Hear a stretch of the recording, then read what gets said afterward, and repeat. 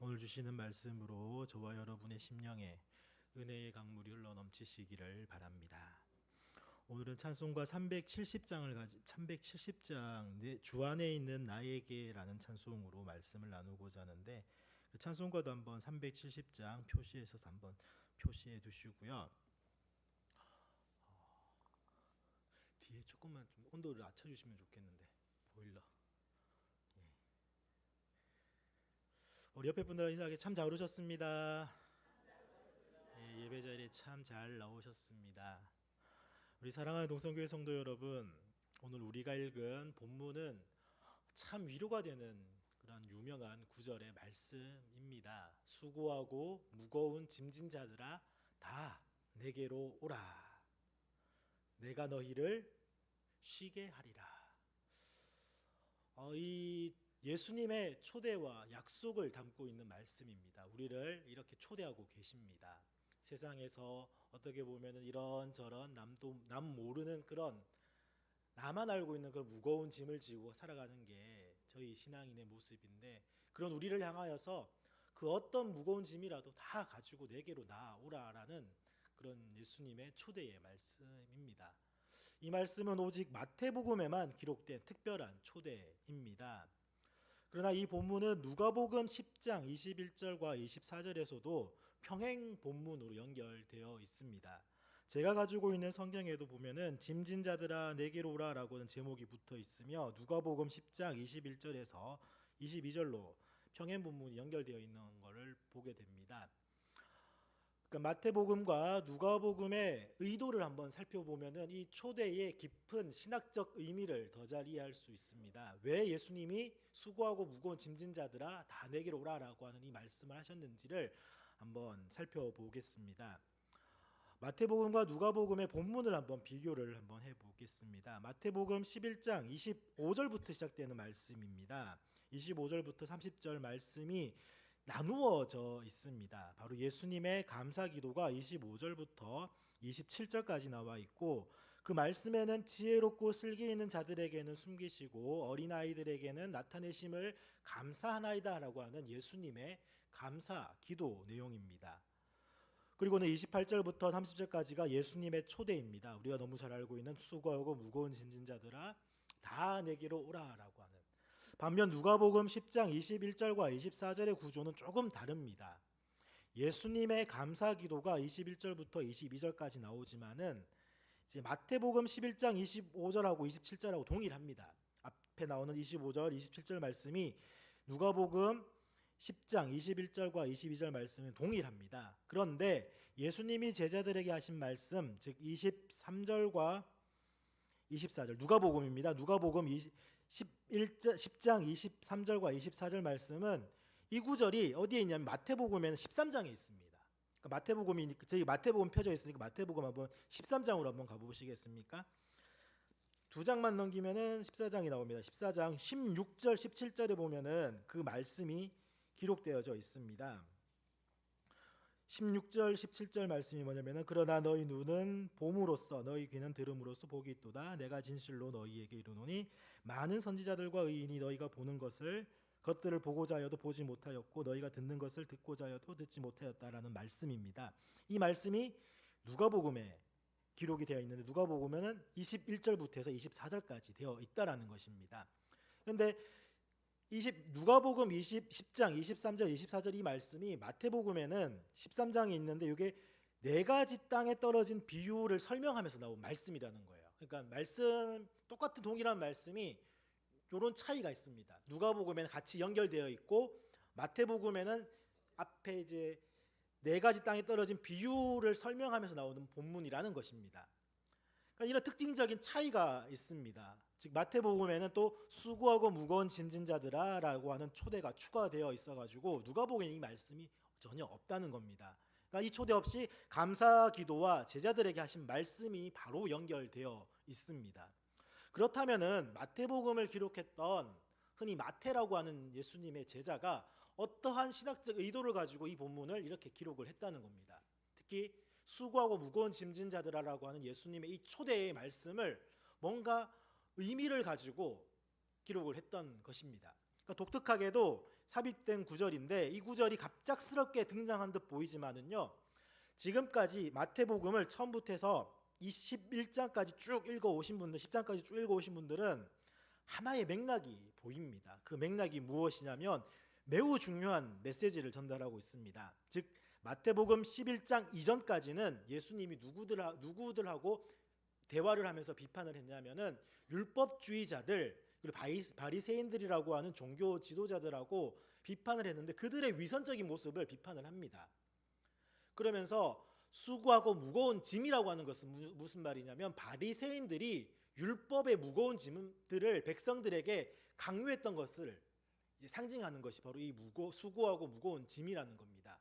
그러니까 바리새인들은 자신들은 하나님의 말씀인 율법을 다 지킨다라고 하면서 자신들이 지키는 그것들을 일반 백성들에게까지도 짐을 지어 가지고 그 말씀을 지키지 못하는 그들을 향하여서 나는 저들보다 더 말씀 더 잘 지킨다라고 하는 의로움으로 살아갔던 사람들이 바리새인들이라는 것이에요.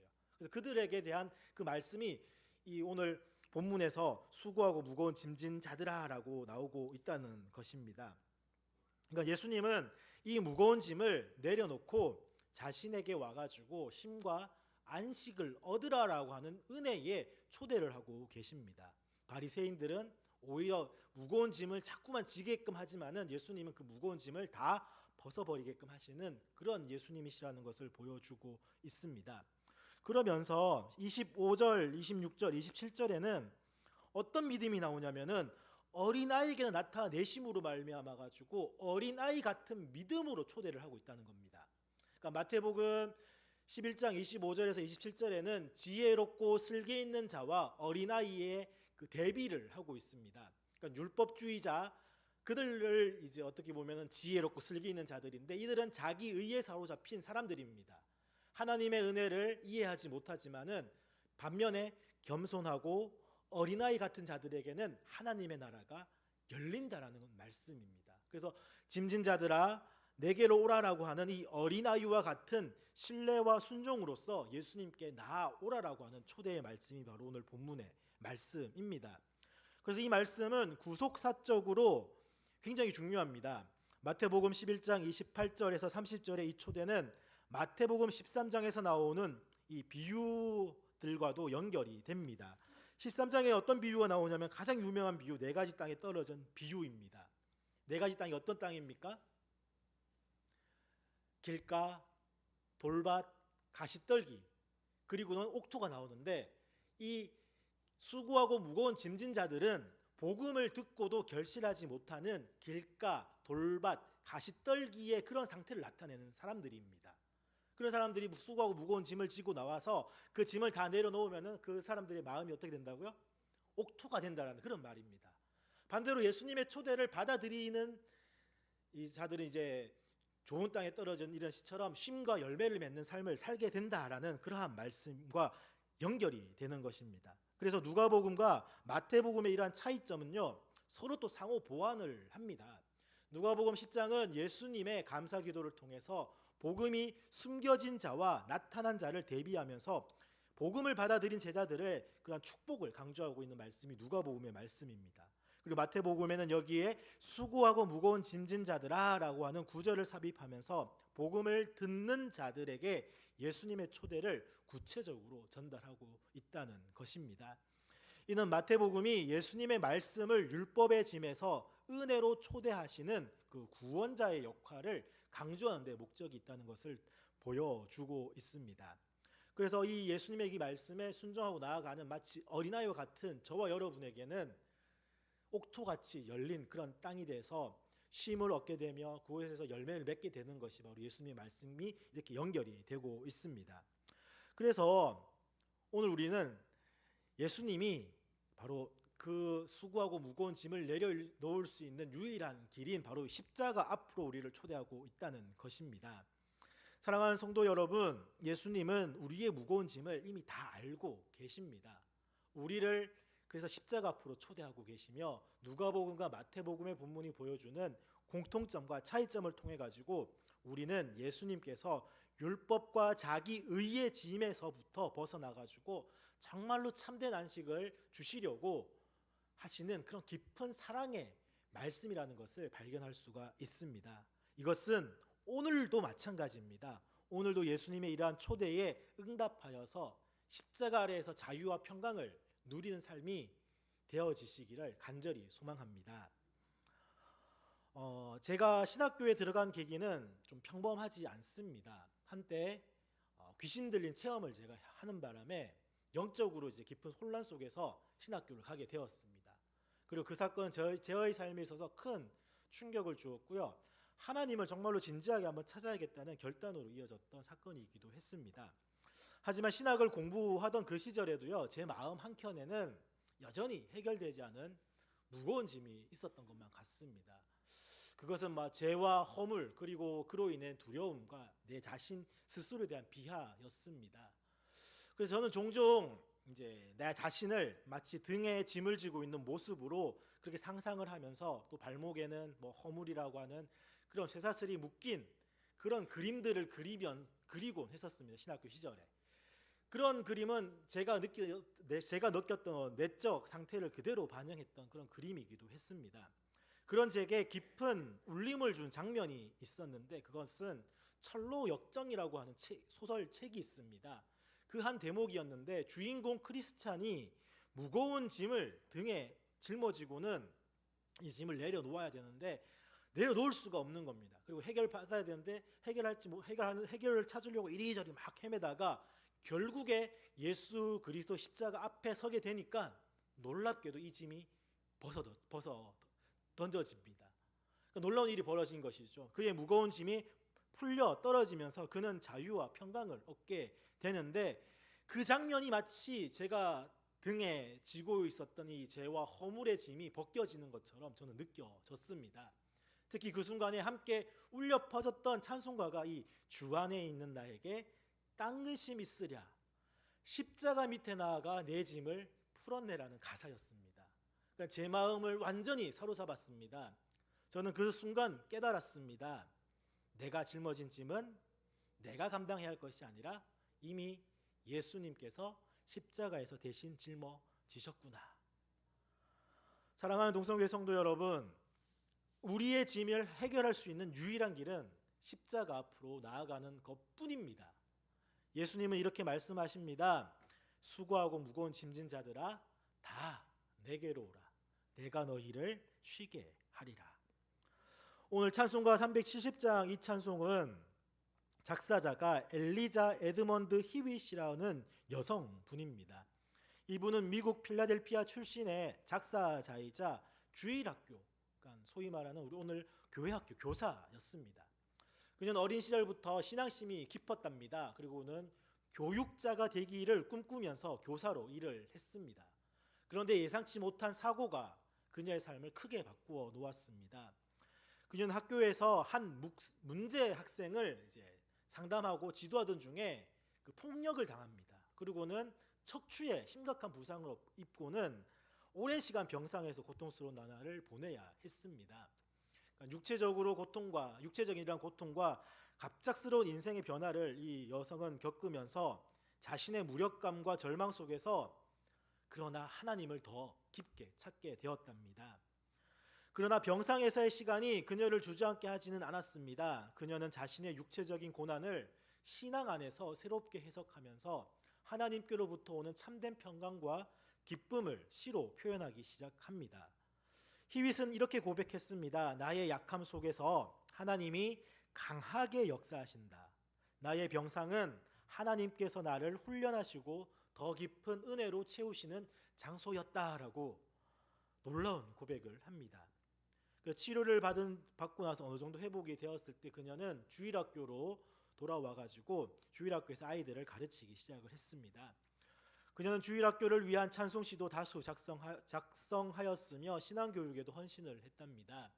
그러면서 주 안에 있는 나에게는 바로 그녀가 병상에서 쓴 찬송 중 하나로서 고난 속에서도 십자가에서 얻는 평강과 기쁨을 노래하고 있는 찬송시가 바로 370장 주 안에 있는 나에게입니다. 작곡가는 윌리엄 제이 커트 패트릭이라는 분인데 이분 또한 미국 펜실베니아 출신으로 가난한 목수의 아들로 태어납니다. 어린 시절부터 음악에 재능이 있었던 그는 교회 음악과 작곡을 통해서 복음을 전하는 그런 삶을 살았습니다.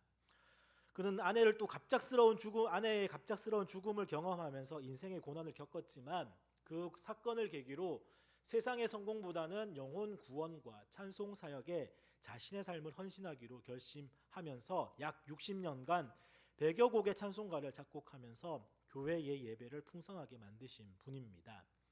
커크 패트릭은 이 여성분의 시가 담긴 깊은 메시지를 보고는 그녀의 이 시에 어울리는 단순하면서도 품이 있는 멜로디를 작곡했던 게 오늘 우리가 부르는 찬송가 370장입니다. 주 안에 있는 나에게의 이 찬송의 멜로디는 복음의 평강과 기쁨을 찬양하는 가사의 아름다움을 돋보이게 하고 있습니다. 이 찬송가는 1898년 이 히윗과 커크 패트릭의 협력으로 탄생이 되었습니다.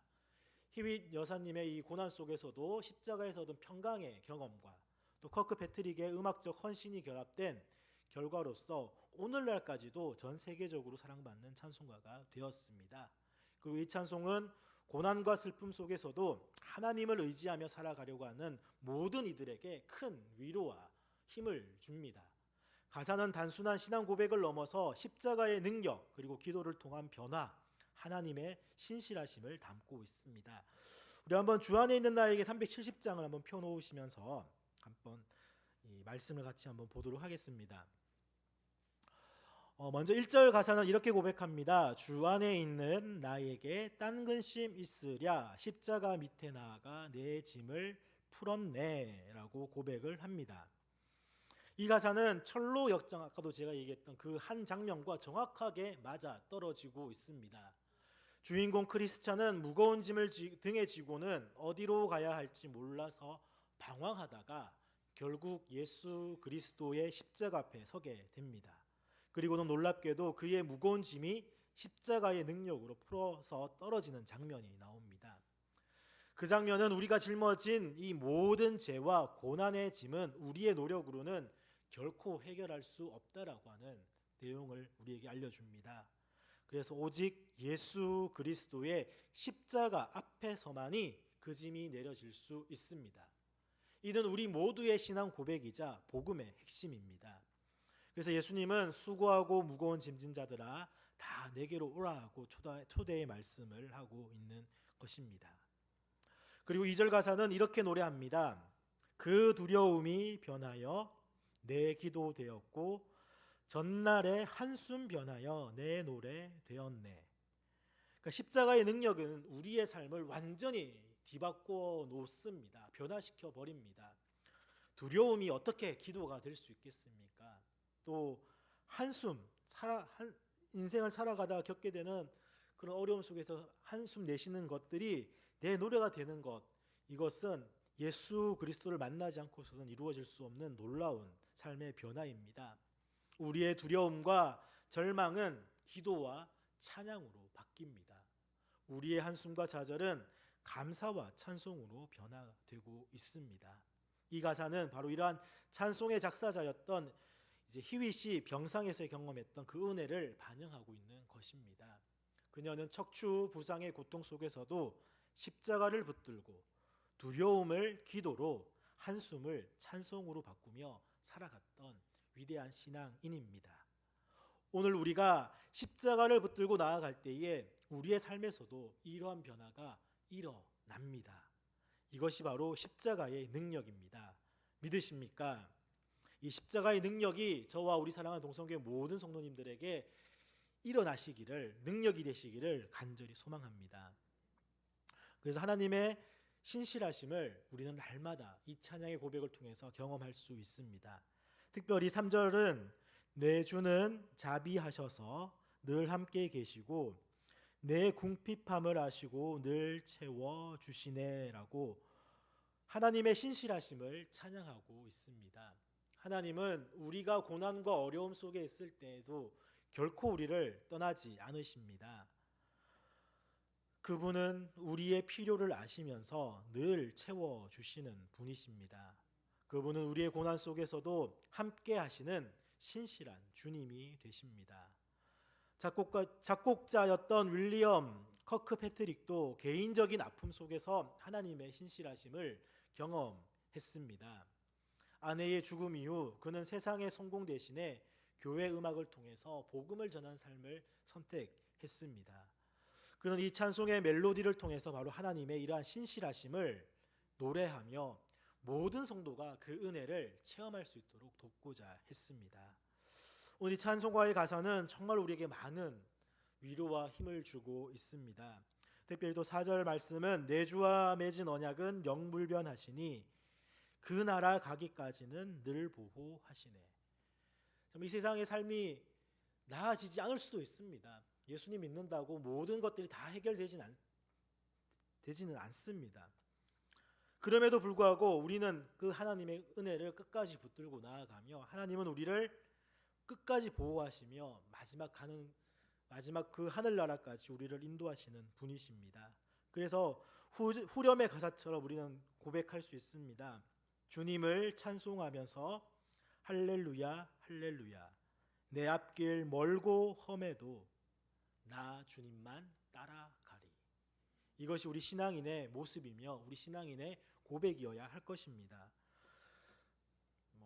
지금까지 더 많은 세월 살아오셨던 우리 성도님들 보시면은 그래도 아직까지도 남은 그 길, 올 한 해도 한번 보시면 소망으로 시작을 했지만은 이 길을 어떻게 걸어갈까 또 막막해 하시는 분들도 분명히 있을 것입니다.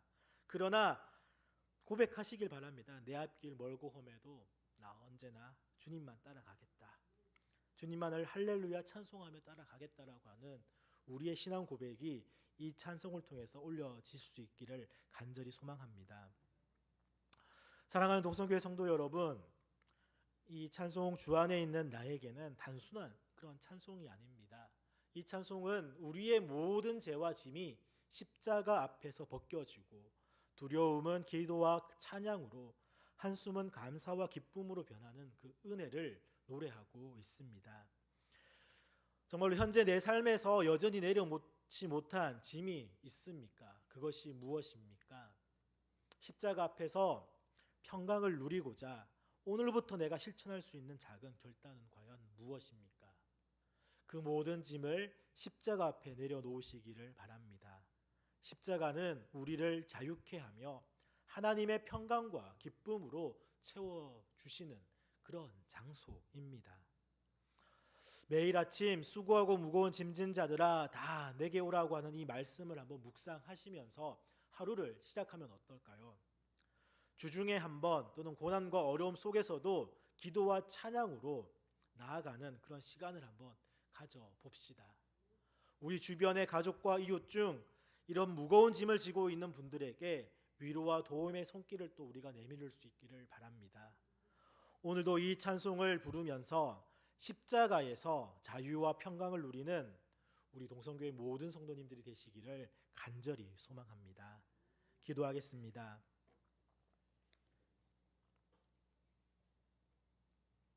살아계신 하나님 우리 아버지, 주님의 크신 사랑과 은혜로 오늘도 우리를 말씀 앞에 세워주심에 감사드립니다. 십자가의 은혜로 우리의 짐을 대신 짊어지신 주님의 사랑을 다시금 깨닫게 하시니 감사합니다. 그러나 주님, 저희는 여전히 내려놓지 못한 짐과 두려움을 마음에 품고 살아갑니다. 저희의 연약함과 부족함을 아시오니 그 모든 것을 주님 앞에 내려놓게 하옵소서. 주님의 초대에 응답하여 십자가 앞으로 나아가게 하시고 그곳에서 참된 쉼과 평강을 누리게 하옵소서. 주님, 오늘 저희가 결단합니다. 매일 주님의 말씀을 묵상하며 하나님의 평강으로 하루를 시작하게 하옵소서. 기도와 찬양으로 두려움과 한숨을 이기며 감사와 기쁨의 삶을 살게 하옵소서. 우리 주변의 이웃들에게 주님의 사랑을 나누며 무거운 짐을 진 자들을 위로하고 섬기게 하옵소서.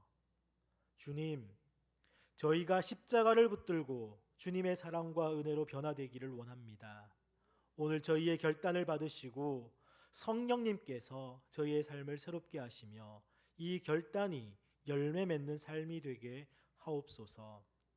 하나님의 형상대로 창조된 자로서 보시기에 좋았더라라고 하시는 삶을 살아가도록 저희를 붙드시고, 수고하고 무거운 짐진 자들아 다 내게로 오라고 하신 그 주님의 말씀에 초대되어 우리의 모든 집을 내려놓고 살아가는 은혜를 부어 주옵소서. 감사드리며 예수 그리스도의 이름으로 기도드립니다. 아멘.